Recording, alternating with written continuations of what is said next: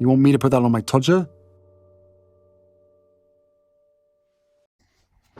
Harry's wife. Marry me or I walk. We're going to go back in time a little bit. Harry's wife does so, brings up the past regularly, so why don't we also? When a narcissist ensnares an individual in the romantic sense, it may be the case that that individual is already known to the narcissist. They might be prominent. It may well be that they are a friend or a colleague, and thus they start out as a non-intimate secondary source.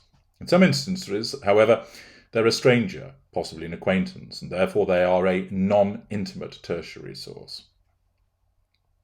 The narcissism essentially recognises that that individual has the goods. Namely, that individual caters to the prime aims in terms of being both easily controlled and resplendent with copious amounts of delicious potent fuel, character traits and residual benefits.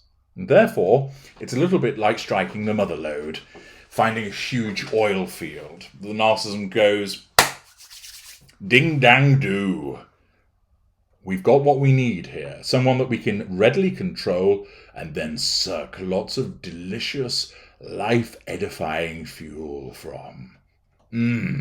Delicious character traits to feast upon and, succulent residual benefits. Let's get this locked down. And therefore, the narcissist goes hell for leather to ensure that that individual is brought in, that they are owned, that appliance moves at a hell of a pace from non-intimate tertiary source to non-intimate secondary source to intimate partner secondary source of a shelf variety, where there's dating and they're doing the beast with two backs. And then, in a twinkling of an eye, they become the candidate intimate partner secondary source. And this is where the real love bombing is unleashed.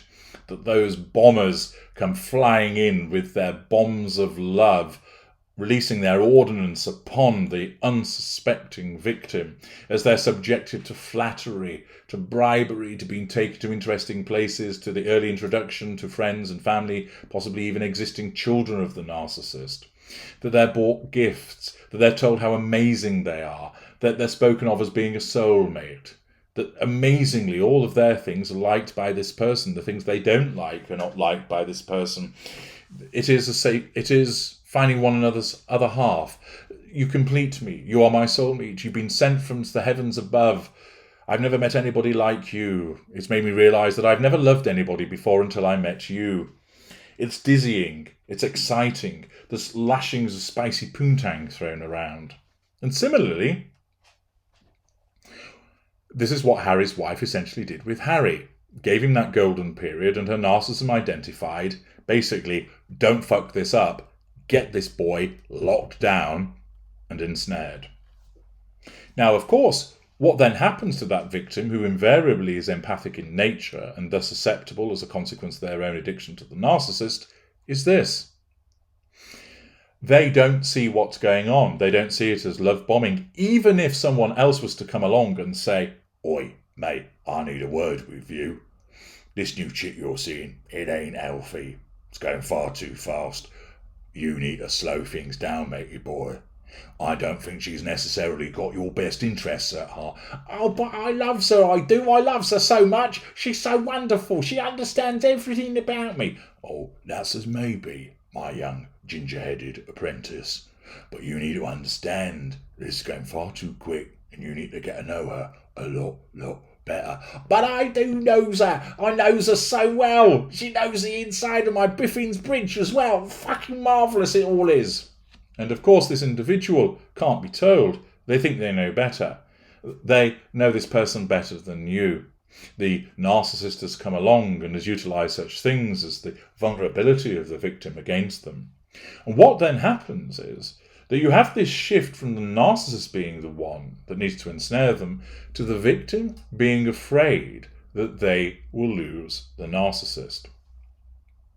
Those of you that are listening who found yourselves ensnared with the narcissist may well recall that sensation of finding someone that you, back then, thought was amazing and wonderful, It might have been that they were in an existing relationship, and there you were fighting to pull them away from that person. Not something you'd ordinarily do, but you felt that you had such a connection with this person that it made it worthwhile for you to interfere in somebody else's relationship and break it up. And of course, you were probably told about how that was an unhappy relationship, even an abusive relationship, and you ended up being duped into rescuing, in inverted commas, this person. You ended up feeling nervous about losing the narcissist. You didn't know they were a narcissist, of course, but they presented it as so damn spankingly wonderful that you were fearful that you might lose them, that they would wander off and be interested in somebody else. Indeed, you might have been aware that there were other suitors, because, of course, some narcissists would keep other horses in the race to triangulate you, just to keep you on your toes to make sure you sealed the deal. And, of course, often the narcissist will lay down some form of ultimatum. You tell me you love me, you want to be with me, then let's get married. If you mean what you say, marry me.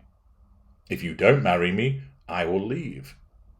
The narcissists say such things from a pretty secure position of believing that the victim is going to do that, but it allows another tendril to be wrapped around that victim by marriage. And this is what happened with Harry. Utterly besotted as a consequence of the way that she manipulated him and his own emotional thinking, he fell for Harry's wife, thinking she's absolutely amazing. And notwithstanding Big Willie Styley telling him, "You need to slow this down and get to know her better, matey boy."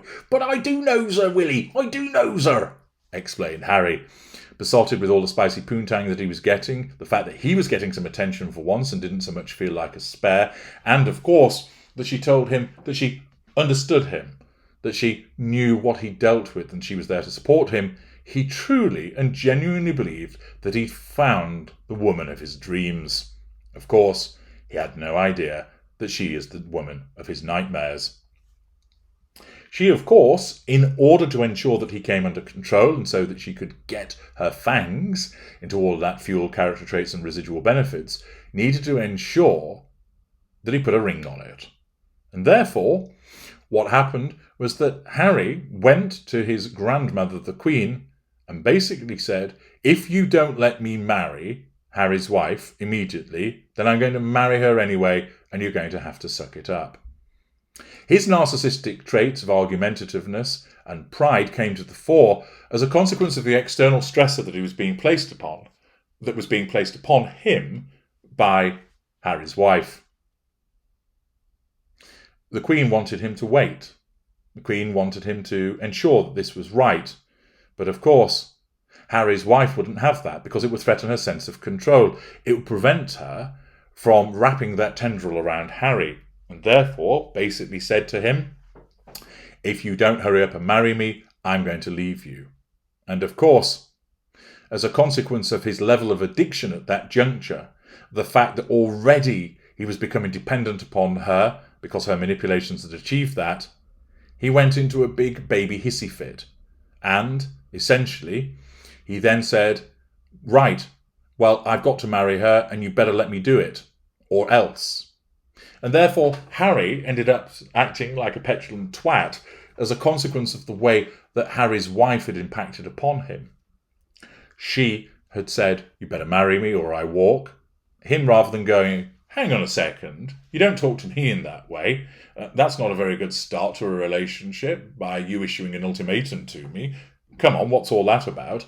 Or even going one step further and thinking, "What the fuck? You talk to me like that? No, I'm out of this relationship. You don't issue ultimatums like that if you love somebody. That doesn't sit right with me.